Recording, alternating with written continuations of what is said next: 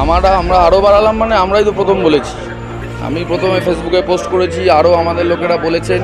সে যাই হোক, এতে কোনো কম্পিটিশনের ব্যাপার নেই, কিন্তু কথাটা হচ্ছে এই, যে কোনো যুক্তি নেই অশোকনগর রোড স্টেশনে না দাঁড়িয়ে, না স্টপেজ দিয়ে এই এসি লোকাল ট্রেন নিয়ে যাওয়া। ইম্পর্টেন্সের দিক থেকে, পাবলিক তার ভিড় ওঠা নামা সেটার দিক থেকে, নিত্যযাত্রী।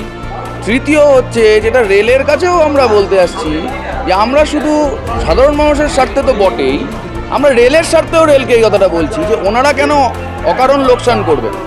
ওনাদের তথ্য অনুযায়ী অশোকনগর রোড এই স্টেশনটা আমাদের দেশের প্রথম 200 স্টেশনের মধ্যে আছে টিকিট বিক্রির দিক থেকে।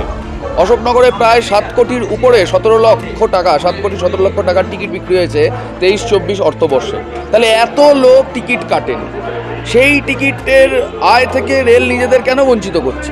অশোকনগর মানে তো শুধু অশোকনগর না, অশোকনগর মানে হাবড়ার বাণীপুর, অশোকনগর মানে এদিকে বিস্তীর্ণ অশোকনগর বিধানসভা, শুধু পৌরসভা নয়।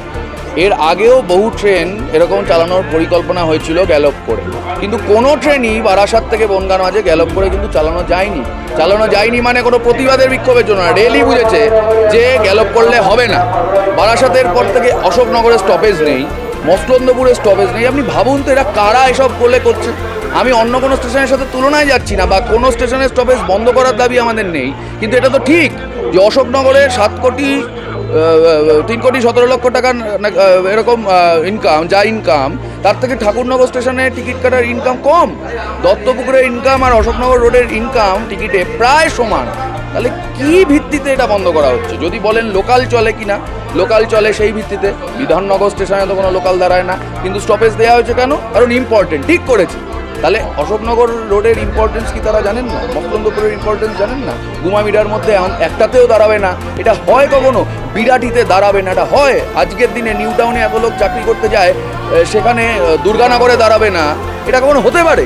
অযৌক্তিক ব্যাপার। এই অযৌক্তিক ব্যাপার যাতে না চলে, যাতে প্রথম দিন থেকে এই স্টপেজ অশোকনগরে দেওয়া হয়, আমরা তার দাবি জানাই।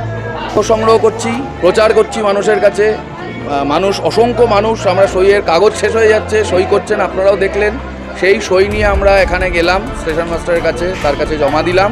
তাকে বললাম যে দেখুন, গণতান্ত্রিকভাবেই অশোকনগর কল্যাণগড়ের মানুষ, বৃহত্তর হাবড়া অশোকনগরের মানুষ লড়াই করে তার জীবন, তার বেঁচে থাকা টিকিয়ে রেখেছে।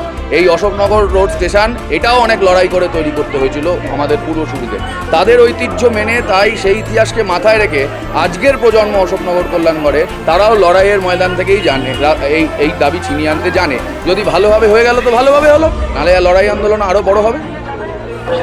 আমি সই করলাম কারণ অনেকেরই প্রয়োজন হয়।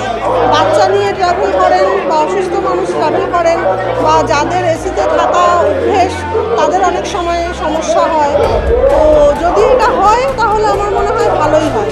অনেক সময় আমরাও ডাক্তার দেখাতে যাই, শরীর ভালো থাকে না, তো ভিড়ের মধ্যে, গরমের মধ্যে যদি এসিতে ট্রাভেল করতে পারি তাহলে পরে সেটা তো আমার মনে হয় ভালো। প্রতিবাদ কিনা সেটা বুঝি না, কিন্তু একটা সইয়ের জন্য যদি ট্রেনটা অশোকনগরের ওপর দিয়ে যায় বা দাঁড়ায়, আমরা ট্রাভেল করতে পারি, তাহলে সেটা খুবই ভালো হয়। হ্যাঁ, আমরা শুনেছি যে এরকম এসি ট্রেনটা চালু হচ্ছে এবং অশোকনগরে দাঁড়াবে না, এবং সাথে সাথে এটাও জানলাম যে এরকম অনেক স্টেশনেই দাঁড়াবে না।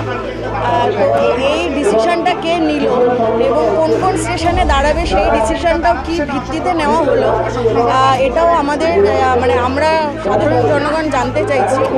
আর অশোকনগরে ট্রেন দাঁড়াতে হবে, কারণ অশোকনগরে চাকরিজীবীর সংখ্যা প্রচুর, এবং আমাদের সাধারণ জনগণের দাবি যে অশোকনগরে যাতে ট্রেনটা দাঁড়ায়।